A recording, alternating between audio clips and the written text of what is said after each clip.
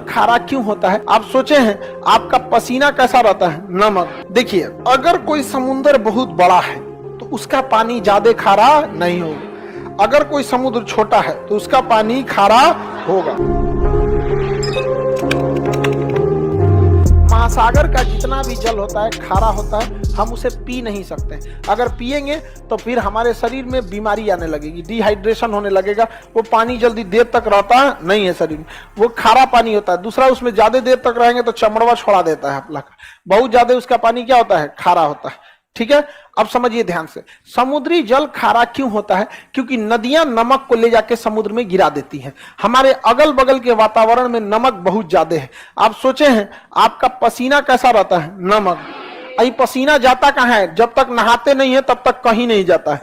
आपके शरीर का पसीना वापस नहीं जा सकता है। कपड़ा सोख लेता है, नहीं तो आप लोग वह चकट के मैल बन जाता है यहाँ पे। अब वो सारा का सारा पसीना जब आप नहाते हैं, हाँ जी, जगमोहन बेचारा जगमोहन को कह रहा है कि जगमोहन का पसीना महकता है। जगमोहन प्रिय विद्यार्थी है मेरा, समझ में आ गया कि नहीं आ गया? जगमोहन एकदम प्रिय विद्यार्थी है। अब ध्यान से समझिए, हमारा पसीना कैसा? नमकीन। गाय भैंस सब द्वारा मोइनुद्दीन दिल्ली से इनकमिंग कॉल की पहचान की गई। का पसीना हम नहा लेते हैं, सारा नमकीन निकल गया, वो पानी नाली में गया, नाली से बड़े नाले में, नहर होते हुए नदी में। 140 करोड़ आदमी नहाया, किसी ना किसी नदी में गया, वो बंगाल की खाड़ी में गया या अरब सागर में, फिर बना नमक।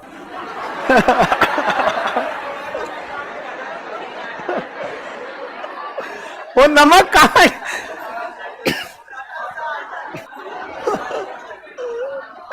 आगे सेंधा नमक खाने लायक है।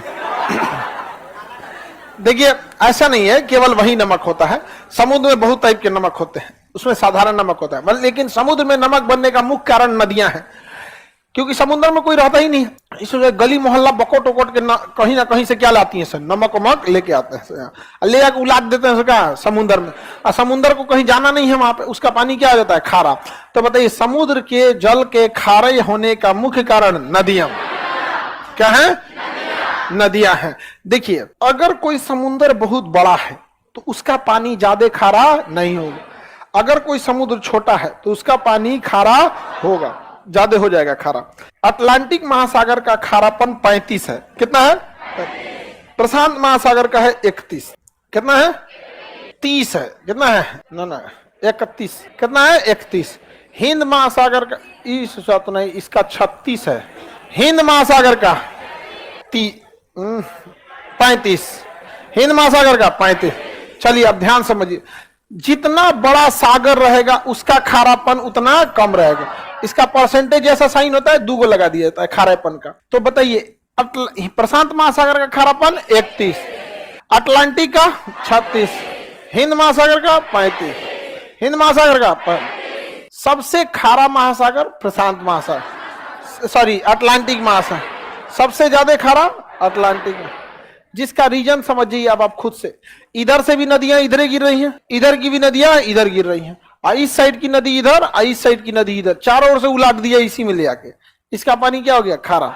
हिंद महासागर का खारापन 35। देखिए, ये सारा नदी जितना इधर से आ रहा है ना, सब इसको क्या बना देगा? खारा बना देता है। प्रशांत महासागर इतना बड़ा है कि कितनों खारा कीजिएगा वो पंचुचुरे लगता है, क्योंकि सबसे बड़ा महासागर है। तो महासागरों में सबसे कम